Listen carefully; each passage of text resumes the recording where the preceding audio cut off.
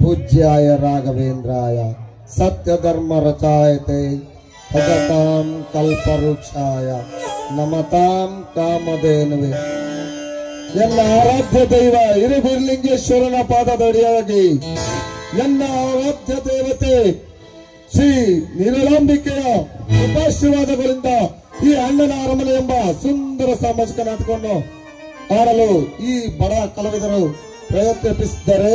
ಎಲ್ಲರೂ ಸಹಕರಿಸಿ ದಯವಿಟ್ಟು ಶಾಂತ ರೀತಿಯಿಂದ ಸಮಾಧಾನದಿಂದ ನೋಡ್ಕೊಳ್ಬೇಕು.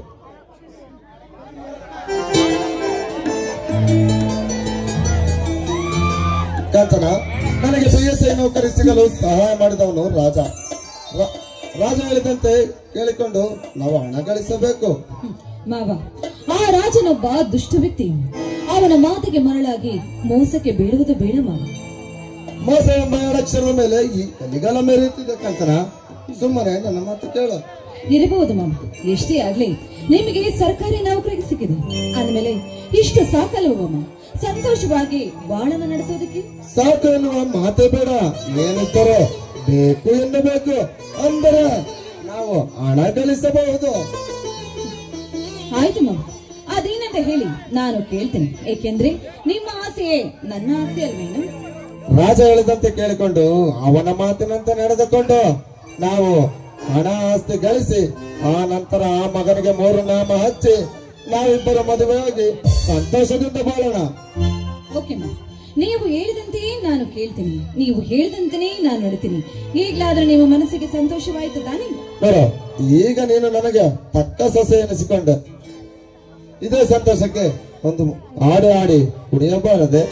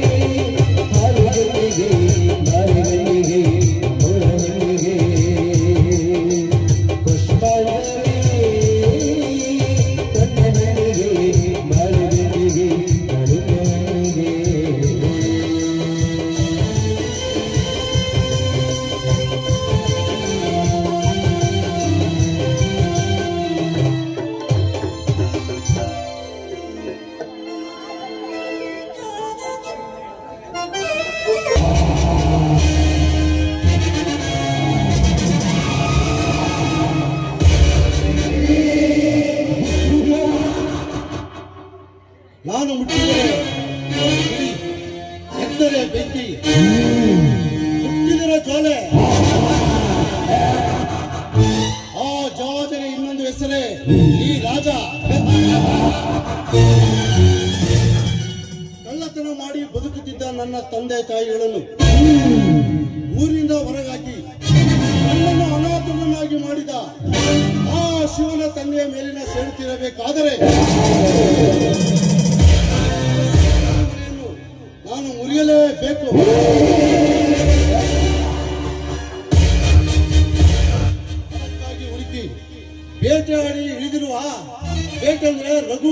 ಕಾಂಚನ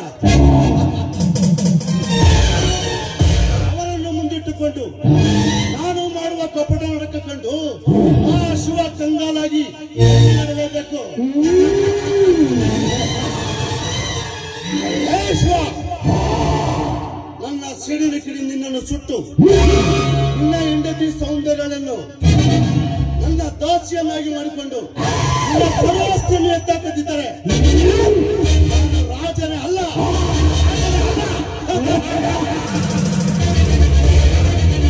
ರಾಜ ಹುಡುಗಿಯರಿಗೆ ರೋಜ ರಾಜ ಇದು ರಾಜರೇ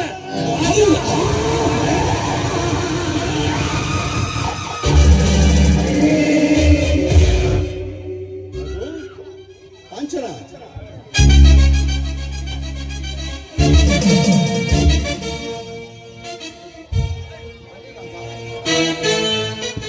ಬನ್ನಿ ರಾಜ, ನಿಮ್ಮ ದಾರಿಯಲ್ಲೇ ಕಾಯ್ತಿದ್ದೆ.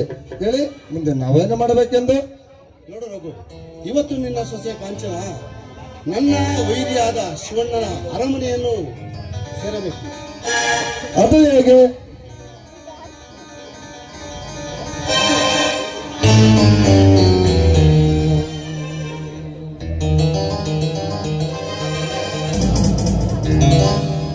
ನೋಡು ರಘು, ನೀನು ಕಾಂಚನ ಮೇಲೆ ಬಲತ್ಕರಿಸುವಂತೆ ನಟನೆ ಮಾಡುತ್ತೇನೆ. ಅದರಿಂದ ನಮಗೇನು ಲಾಭ ರಾಜ? ಲಾಭ ಇದೆ ರಘು, ಅದರ ಬಗ್ಗೆ ಚಿಂತೆ ಮಾಡ. ಅದರ ಬಗ್ಗೆ ಚಿಂತೆ ಬೇಡ. ನಾನು ಹೇಳಿದ ಕೆಲಸವನ್ನು ಮೊದಲು ಮಾಡು. ಸರಿ, ನಾನು ಹೋದರೆ ಶಿವಣ್ಣನಿಗೆ ಅನುಮಾನ ಬರುತ್ತದೆ. ಅದರಿಂದ ಬೇರೊಬ್ಬನನ್ನು ಅಲ್ಲಿಗೆ ಕಳುಹಿಸಿ ಶಿವಣ್ಣ ಇಲ್ಲಿಗೆ ಬರುವಂತೆ ಮಾಡುತ್ತೇನೆ. ನಾನು ಬರುತ್ತೇನೆ.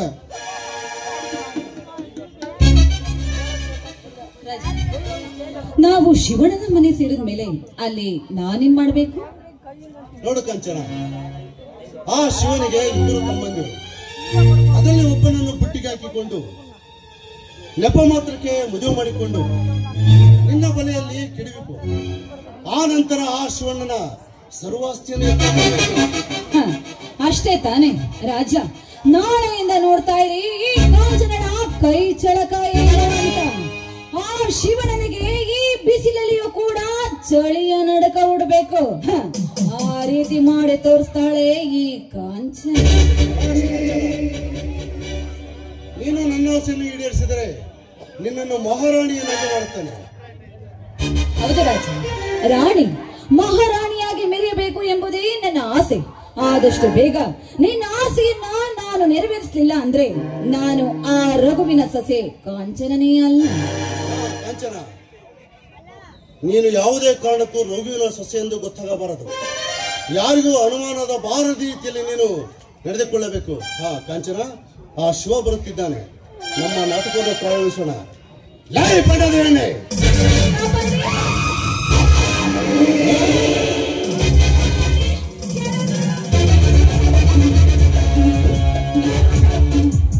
ಅವಳ ಕೈಬಿಟ್ಟು ಹಿಂದೆ ಸೆಲೆ ಮದಾಂತ ಕ್ಷಮೆ. ನೀನು ಹೇಳಿದ ಕ್ಷಣ ಕ್ಷಮೆ ಕೇಳಲು ನಾನೇನು ಹೇಳಿಯಲ್ಲ. ಏ ಶಿವ, ನಿನ್ನ ಕಣ್ಣೆದುರಿಗೆ ಬಟ್ಟೆಯನ್ನು ಬಿಚ್ಚಿ ಶೀಲ ಸುಡಬಲ್ಲೆ. ಸಾಕು ಮಾಡೋದನ್ನ ಪೌರುಷ. ಹೆಣ್ಣೆಂದರೆ ನಿನ್ನ ಕಾಲಡಿಗೆ ಮಣ್ಣು ಎಂದು ತಿಳಿದರೆ ಬದ್ಮಾಶ್. ನಮಗೆ ಜನ್ಮ ಕೊಟ್ಟವಳೆ ಹೆಣ್ಣು, ಹೆಂಡತಿಯಾಗಿ ಬಂದವಳೆ ಹೆಣ್ಣು, ಮಗಳಾಗಿ ಹುಟ್ಟಿದವಳೆ ಹೆಣ್ಣು. ಗಂಡಿನ ಜೀವನವೇ ಹೆಣ್ಣು ಎಂಬುದನ್ನು ಮರೆತು ಮಾತನಾಡುತ್ತಿರುವೆಯಾ ಮಾನಗೆಟ್ಟವನೇ? ಹೆಣ್ಣು ಬಾಳಿನ ಕಣ್ಣು, ಹೆಣ್ಣು ಸಮಾಜದ ಕಣ್ಣು, ಹೆಣ್ಣೇ ಆದಿಶಕ್ತಿ. ನಿನ್ನಂತಹ ಕತ್ತೆ ಮಗನಿಗೆ ಹೇಗೆ ಗೊತ್ತಾಗಬೇಕು? ಯಾವುದೇ ಎಂದು ಹೇಳ್ತಿದ್ದೇನೆ. ಅವಳ ಹತ್ರ ಕ್ಷಮೆ ಕೇಳು. ಕ್ಷಮೆ ಅದು ಎಂದಿಗೂ ಸಾಧ್ಯವಲ್ಲ ಶಿವ. ನೀನು ಹೇಳಿದ ಕ್ಷಣ ನಾನು ಕ್ಷಮೆ ಕೇಳುವುದಿಲ್ಲ. ಮುಖ್ಯವಾಗಿ ದುರಹಂಕಾರಿ. ನಾಲಿಗೆ ನಾಗರಿಕತೆ ಹೇಳಿಕೊಡಬೇಕು ವಿನಃ ಅನಾಗರಿಕತೆಯಲ್ಲ. ನಾಲಿಗೆ ಹಿಡಿತಬೇಕೇ ಹೊರತು ಹರಿದವಿರಬಾರದು. ಇಂಥ ಕೆಟ್ಟ ವರ್ತನೆ ಇನ್ನೊಮ್ಮೆ ಕಂಡು ಬಂದರೆ ನಿನ್ನ ತಂದೆ ತಾಯಿಯನ್ನು ಊರಿಂದ ಹೊರಹಾಕಿದಂತೆ ನಿನ್ನನ್ನು ಹೊರಹಾಕಬೇಕಾಗುತ್ತದೆ. ಎಚ್ಚರ, ಎಚ್ಚರ. ನೀನು ಎಚ್ಚರ ಎಂದು ಹೇಳಿದ ಕ್ಷಣ ನಾನನ್ನು ಬೆಚ್ಚಿ ಬೀಳಲು ಹಾಲು ಕುಡಿಯುವ ಕಂದನಲ್ಲ. ಶಿವ, ನೀನು ಗಂಡಸೆ ಆಗಿದ್ದರೆ ನನ್ನನ್ನು ಈ ಊರಿಂದ ಹೊರ ಹಾಕಲೈ. ಮಗನೇ, ಧರ್ಮದ ದೊರೆಯಾಗಿರುವ ನನ್ನ ಅಣ್ಣನಿಗೆ ಏಕವಚನದಲ್ಲಿ ಮಾತನಾಡುವೆ. ಅಣ್ಣನ ಅರಮನೆ ಎಂದರೆ 67 ಜನರ ಗೌರವ ಕೊಡುತ್ತಾರೆ. ಕಾರಣ ನಮ್ಮ ಮನೆತನಕ್ಕೆ ನ್ಯಾಯ, ನೀತಿ, ಧರ್ಮ ಉಸಿರು. ಶಿವಣ್ಣನೆಂದರೆ ಸತ್ಯದ ಪ್ರತಿರೂಪ. ಅಂತ ನನ್ನ ಅಣ್ಣನ ಗಂಡ ಸ್ಥಾನಕ್ಕೆ ಸವಾಲು ಹಾಕಿ ನಿನ್ನನ್ನು ಮಾತನಾಡಲು ಸುಮ್ಮನೆ ಬಿಡುವುದಿಲ್ಲ. ನಿನ್ನ ಶಿರ ಕಡಿದು ಬರುವ ಬಿಸಿ ರಕ್ತವನ್ನು ಗಡಗಡೆ ಕುಡಿಯದೆ ಜೈ ಭಾರತವರ.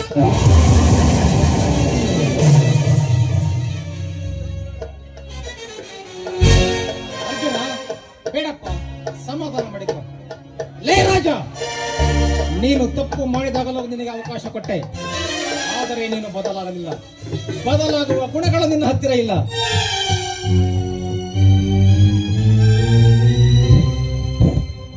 ಈ ₹1 ಇರುವ ಬೆಲೆ ನಿನಗಿಲ್ಲ.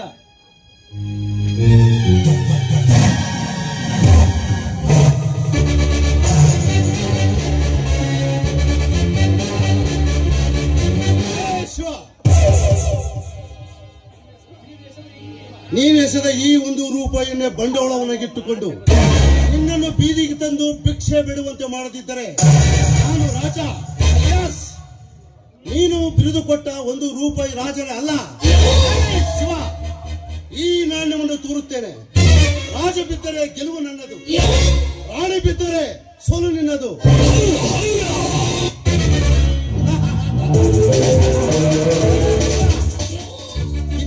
ಬಿದ್ದಿರುವುದು ರಾಜ, ಗೆಲುವು ನನ್ನದೇ, ಸೋಲಿನ ಜೊತೆಗೆ ಸಾವು ನಿನ್ನದೇ.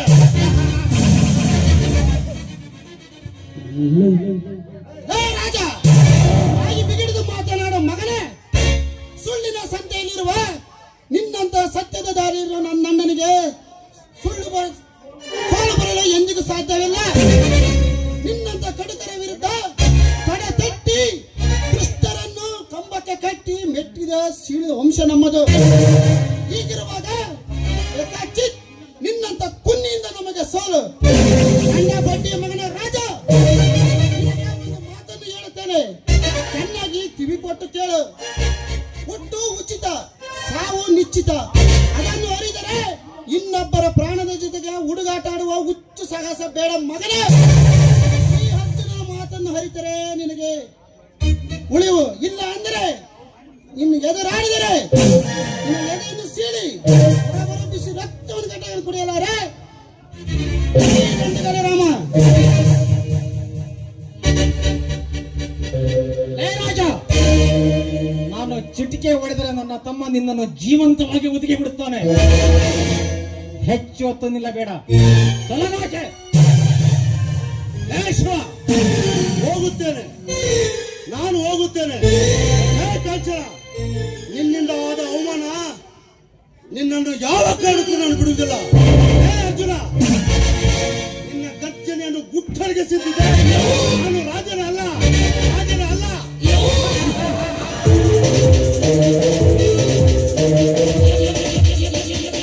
ಸುಮ್ಮನವಾದರೆ 3 ದಿನ ಬದುಕುವೆ. ಆಡಿದರೆ ಮೂರೇ ಕ್ಷಣದಲ್ಲಿ ನಿನ್ನ ರುಂಡವನ್ನು ಚೆಂಡಾಡುವ ಮಗನೇ.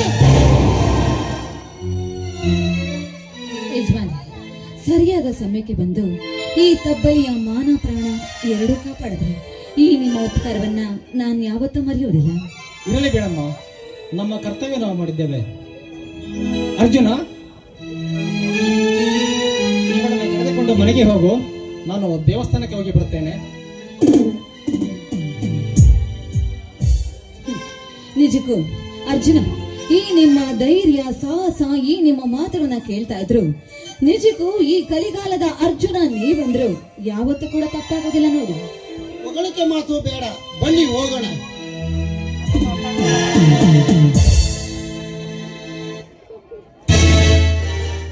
ಒಂಬತ್ತು ವರ್ಷದ ಒಂದು ರೂಪ ಎಂಬ ಹುಡುಗಿ ಕಾಣೆಯಾಗಿದೆ. ಯಾರಿಗಾರು ಸಿಕ್ಕಿರೆ ಇಲ್ಲಿ ಸ್ಟೇಜ್ ಮೇಲೆ ತಂದು ಕೊಡ್ಬೇಕು. 9 ವರ್ಷದ ರೂಪ ಎಂಬ ಹುಡುಗಿ.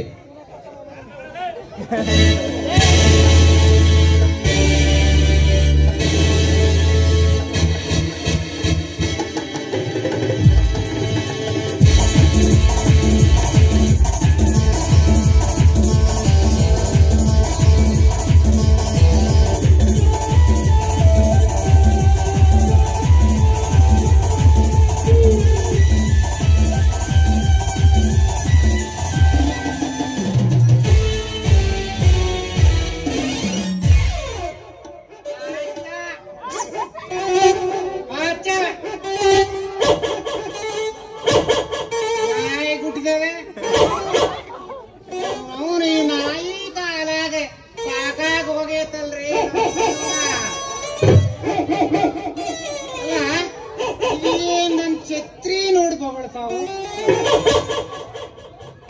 ನನ್ನನ್ನು ನೋಡಿ ಬೊಗಳ್ತಾವ. ಕುಂತರವ್ರು ಯಾರು ಹೇಳ್ತೀರಾ?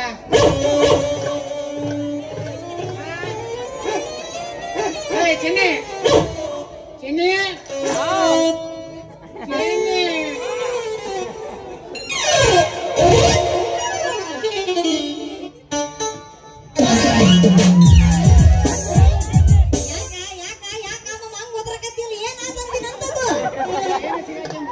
ಏನು ಸಿಗಾಕಟ್ಟಿಲ್ಲ ನಮ್ಮ ಮಾಮ ಮೈ ಗಿಟ್ಟ ಮಾತಾಡೋದ್ರ ಯಾಕೆ ಹೋದ್ರಕತ್ತಿ ಮಾವ ಅಂತೀನಿ?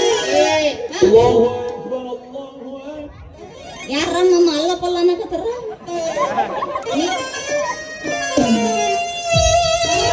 ನಮ್ಮ ನೀನೆ ನ್ಯಾಕ್ ನ್ಯಾಕ ಓಯ್ ಇವತ್ತು ನಮ್ ಸೂರ್ಯ ಸಾಕಾರ ಹುಟ್ಟಿದ ಹಬ್ಬ ಐತಿ.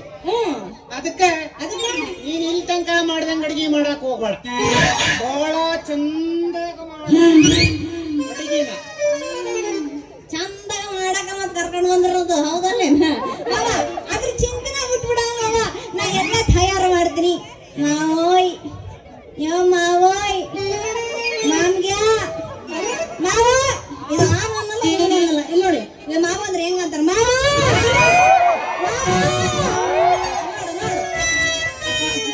ಮಾವ. ಅದಕ್ಕೆ ಅವ್ರು ಬಿಟ್ಟಿರೋದೆಲ್ಲ ನಿನಗೆ. ಮತ್ತ ಮತ್ತ ಮತ್ತ ನನ್ನ ಬತ್ತು ತುಡೆ ಯಾವಾಗ ಮಾಡ್ತೀನಿ ನಾವು? ಅದ ಹುಡ್ದಪ್ಪ ಹುಡ್ದಪ್ಪ ಹಬ್ಬ ಮಾಡ್ಬೇಕನ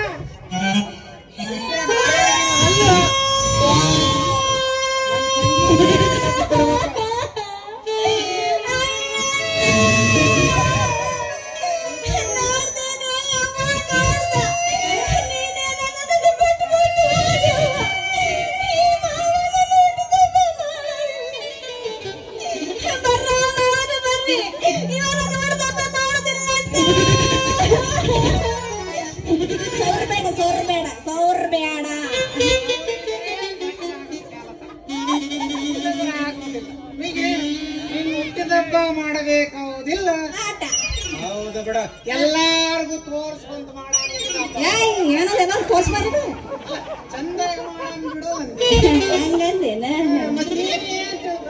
ನಾನು ಅದನ್ನ ತಿಳ್ಕೊಂಡೆ. ಇವಾಗ ನೀನ ನನ್ನ ಚಂದ ಮಾವ ಚಕ್ಲಿ ಮಾವ ಅಂತೀನಿ. ಬಿಡು ಅಂತೀಯ ಏನಾತು ನೀನ ಮಾಮ ಮಾಮ ಮಸ್ತಿ ಮಾಡು ಚಂಗಿ ಕುಸ್ತಿ ಚಂದ ಮಾಮ ಮಸ್ತಿ ಮಾಡು ಚಂಗಿ ಒಂದು ಪಟಾಕಿ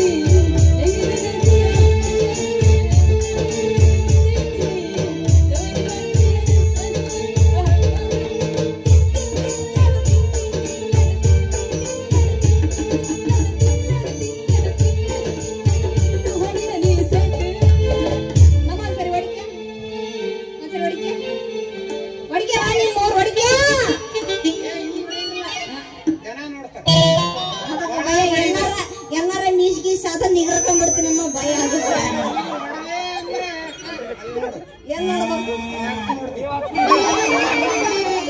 ಯಾಕಾಗ ನನ್ನ ಮಾವನ ಮೇಲೆ ಕಣ್ಣಾಕಿ ನೋಡ್ಬಿಡ ಸುಂದರ ಸುಂದರ ಸುರ ಸುಂದರ ಏನ್ ಚಂದದಿಯೋ ಮಾವಯ್ಯ. ಮಾವಲ್ಲಿಯಪ್ಪ ಮುದುಕ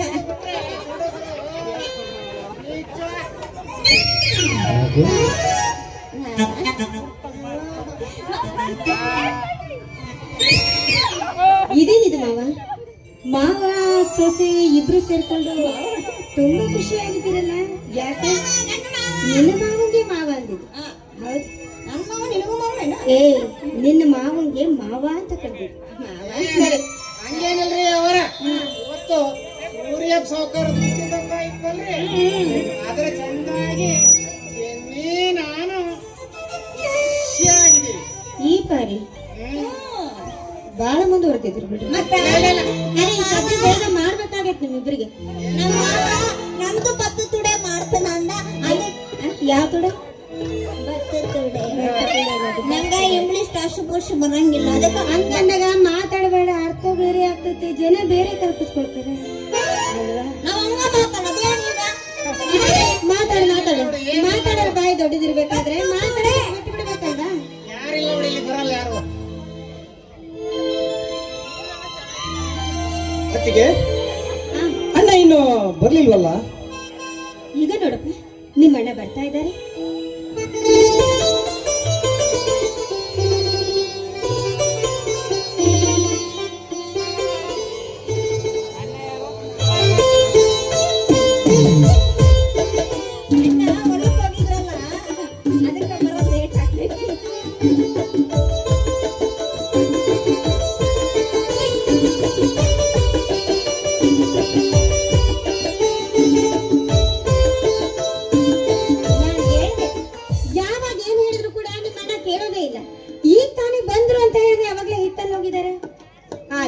ಕರುಗಳು ಅಂದ್ರೆ ನಿಮ್ ಅಣ್ಣಂಗೆ ಅದು ಎಷ್ಟು ಪ್ರೀತಿ ಪ್ರೇಮವೋ ನಾನಂತೂ ಕಾಣೆ ರೀ. ಏನು ಅಂದ್ರೆ ಶಿವಣ್ಣರೇ ಬರಪಟ್ಟು ಯಾಕೆ ಅಷ್ಟೊಂದು ಅವಸರ? ನನಗೆ ಅವಸರ ಇದೆ. ಯಾವಾಗ ಕುಯ್ತೀನೋ, ಯಾವಾಗ ತಿಂತೀನೋ, ಯಾವಾಗ ನಿನ್ನ ಬರ್ತಿ ತೊಡೆ ಮಾಡಕ್ಕಲ್ಲ ತಂದು ನನ್ನ ವೈದ್ಯನ ಬರ್ಡೇ ಮಾಡಕ್ ತಂದೆ. ಮುಂದಿದ್ದಾರೆ ಮರಯ್ಯ, ಬೇಗ ಬೇಗ ಮಾಡಿ ನಾಲ್ಕು ಮಕ್ಕಳನ್ನ ಎತ್ಕೊಡ್ರಿ ಮರ.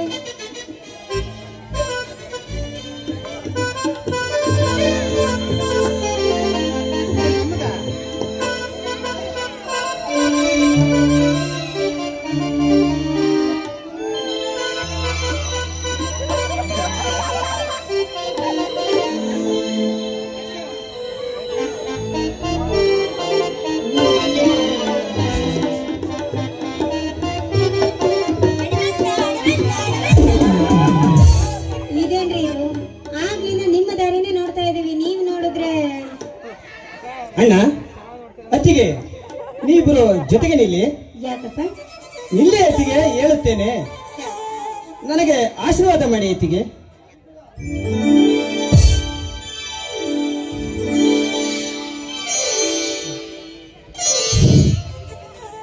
ಹೆತ್ತವರಿಗೆ ಹೆಸರು, ಊರಿಗೆ ಕೀರ್ತಿ ತರುವ ಮಗನಾಗಿ 100 ವರ್ಷ ಬಾಳಪ್ಪ. ಹೌದು ನೋಡಪ್ಪ, ಈ ಜಗತ್ತನ್ನು ಬೆಳಗುವ ಆ ಸೂರ್ಯನಂತೆ ಈ ಅಣ್ಣನ ಅರಮನೆ ಬೆಳಗುವ ಸೂರ್ಯ ನೀನಾಗಬೇಕಪ್ಪ. ಬೆಳಗುತ್ತೇನೆ ಅತ್ತಿಗೆ. ನಿಮ್ಮ ಪ್ರೀತಿಯ ಕೈತಿತ್ತೊಂದು ಸದಾ ಈ ದೇಹ ಬೆಳೆದಿರುವ ಇನ್ನೊಂದು ಸೇವೆಗೆ ಮುಡುಪಾಗಿಡುತ್ತೇನೆ ಅತ್ತಿಗೆ. ಸೂರ್ಯ, ಅಣ್ಣ ಅತ್ತಿಗೆ ಅಂದ್ರೆ ನಿನಗೆ ಎಷ್ಟು ಗೌರವ. ನಿನ್ನ ಮಾತುಗಳನ್ನು ಕೇಳಿದರೆ ಇನ್ನು 7 ಜನ್ಮ ಪಡೆದರು ನೀನೇ ನನ್ನ ತಮ್ಮನಾಗಿ ಹುಟ್ಟಬೇಕೆನಿಸುತ್ತದೆ. ನಿಜ ಅಣ್ಣ, ನಾನು ಮಲತಾಯಿ ಮಗನಾಗಿದ್ದರೂ ನೀವು ನನಗೆ ಭೇದ ಮಾಡಿಲ್ಲ. ಸ್ವಂತ ಹೊಟ್ಟೆಯಲ್ಲಿ ಹುಟ್ಟಿದ ಮಗನಂತೆ ನನ್ನನ್ನು ಬೆಳೆಸುತ್ತೀರಿ. ನೀವು ಮನುಷ್ಯರಲ್ಲಣ್ಣ, ದೇವರಣ್ಣ. ಅಂಥ ದೊಡ್ಡ ಮಾತು ಏಕಪ್ಪ. ಭೇದ ಮಾಡಿದವನು ನರಕ ಸೇರುತ್ತಾನೆ, ಸಮಾನತೆ ತೋರಿದವನು ಸ್ವರ್ಗ ಸೇರುತ್ತಾನೆ. ಒಕ್ಕಟ್ಟು ಎಂದರೆ ಜೇನುಗೂಡು. ಈ ಜೇನುಗೂಡಿಗೆ ಕಲ್ಲೇಟು ಬೀಳದಂತೆ ನಾವು ನೋಡಿಕೊಳ್ಳಬೇಕಪ್ಪ. ನೋಡಪ್ಪ, ಈ ನಿನ್ನ ಧೈರ್ಯ ಸದಾ ಕಾಲ ಇದೇ ರೀತಿ ಇರ್ಲಿ ಎಂದು ಆ ದೇವರನ್ನ ನಾನು ಸದಾ ಬೇಡ್ಕೊಳ್ತೇನೆ. ಅಂದ ಹಾಗೆ ಅರ್ಜುನ, ನನಗೊಂದು ಮಾತನ್ನು ಕೊಡ್ತೀಯನಪ್ಪ? ಅತ್ತಿಗೆ ನಡೆಸಿಕೊಡುತ್ತೇನೆ. ವಿಧಿಯಾಟವನ್ನ ಹೇಳಲು ಬಾರದು. ಒಂದು ವೇಳೆ ದುಷ್ಟರಿಂದ ಈ ನಮ್ಮ ಮನೆತನಕ್ಕೆ ಒಂದು ದಿನ ತಿಳಿದಾದ್ರೆ ಅವರಿಂದ ಖಂಡಿತವಾಗ್ಲೂ ನಿನ್ನನ್ನು ಕಾಪಾಡ್ತಿರುತ್ತಾನೆ. ಎಂತ ಮಾತು ಅತ್ತಿಗೆ? ತಾಯಿಯ ಪ್ರತಿರೂಪ ನೀವು, ತಂದೆಯ ಪ್ರತಿರೂಪ ಈ ನನ್ನ ಅಣ್ಣ. ನಿಮ್ಮಿಬ್ಬರ ಆಶೀರ್ವಾದ ನನ್ನ ತಲೆಯ ಮೇಲಿರುವಾಗ ಈ ಮನೆತನಕ್ಕೆ ಅಪಾಯ ತರಲು ಉಪಾಯ ಎನ್ನದ ಅವನ ಎದೆಯನ್ನು ಸೀಳಿ ಹೊರಬರುವ ಬಿಸಿ ರಕ್ತವನ್ನು ಚೆಂಡಾಡಿ ಅವನ ರುಂಡವನ್ನು ಚೆಂಡಾಡಿ ಪಾದಕ್ಕೆ ತಂದು ಅರ್ಪಿಸುತ್ತೇನೆ. ಅದಕ್ಕೆ ನೋಡಿದ್ರ ನಿಜವಾಗ ಇಂದಿಗೆ ನನ್ನ ಜನ್ಮ ಸಾರ್ಥಕವಾಯಿತು ಕಂಡು. ಈ ಪ್ರೀತಿ ಪ್ರೇಮ ಮಮತೆ ಮೊದಲು ನಿಜವಾಗ ಯಾರಿಗೂ ಕೂಡ ಸಿಗೋದಕ್ಕೆ ಸಾಧ್ಯವೇ ಇದೆ. ಹಾಗಾದ್ರೆ ಈ ನಿಮ್ಮ ಪ್ರೀತಿಲಿ ನನಗೂ ಸ್ವಲ್ಪ ಪಾಲನ ಕೊಡ್ತೀರಾ ಅಕ್ಕ? ಯಾರು ಇವಳು? ಸೌಂದರ್ಯ ಇವಳು ಕಾಂಚನ ಅಂತ. ಪಾಪ ಇವಳಿಗೆ ಯಾರು ಇಲ್ಲ. ಮನೆಗೆ ಬಾಳ ಮೊಸರು ಬಿದ್ದಾವೆ. ನೋಡಪ್ಪ ಕಾಂಚನ, ಇನ್ನು ಮುಂದೆ ನೀನೇನು ಭಯ ಪಡೋದಿಲ್ಲ. ಇನ್ನು ಮುಂದೆ ಈ ಮನೆ ನಿನ್ನ ಮನೆ ಅಂತ ಸದಾಕಾಲ ನಗುತ್ತಾ ಇರೋದು. ಏನು ಮಾತಾಡಿ ನಾಗಣ ಬಡಬಡ ಮತ್ತೆ ನಾಗಣ ಮನೆ ಇದು ವಾಲಿ ಬಿಡಿ ರೀ ಅವರ ಅಣ್ಣನ್ ಬತ್ತ ತೊಡೆಗೆ ಇನ್ಯಾಕೆ ತಡ ಮಾಡ ಕುಯ್ಬಿಡಣ. ಕುಯ್ಯೋದಕ್ಕೆ ಇದು ಕೋಳಿ ಕುಯ್ಯೋದಲ್ಲಮ್ಮ, ಬಾರಿ ಕೇಕ್ ಕಟ್ ಮಾಡ.